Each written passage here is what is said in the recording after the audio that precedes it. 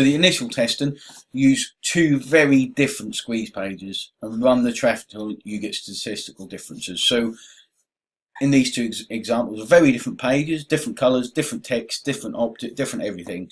So one might get 45%, one might get 55%. You might have to chuck 200-300 clicks to each one. I'd normally say you'd want a minimum of 200 clicks.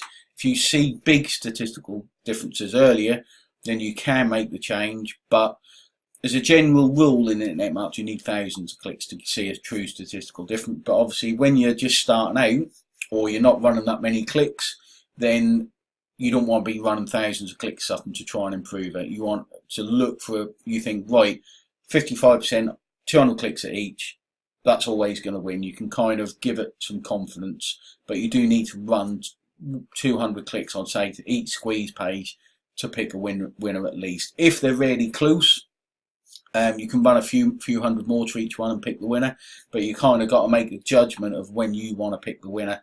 Just don't do it too early, because that will harm things. You can have pages like this on 50 clicks each. As soon as you start putting a bit more traffic there, the 45% one could come through and win. So you've got to put enough traffic through to give you a high confidence that the winner will always be the winner.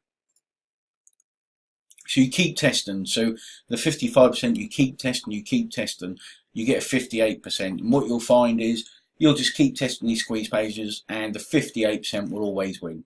All right, you might get to 65%, you might even get higher than that, but you'll find a figure that always wins 3 or 4 times, 5 times, it will always win. So you know you're confident you've got a strong winner there.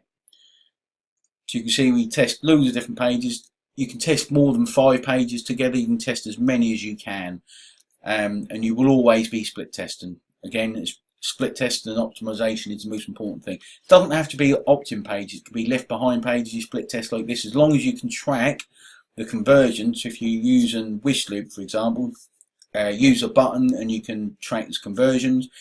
We'll have some advanced ClickMagick tracking going in the site soon, and that will tell you how to visually see the improvements each kind of squeeze page can give you.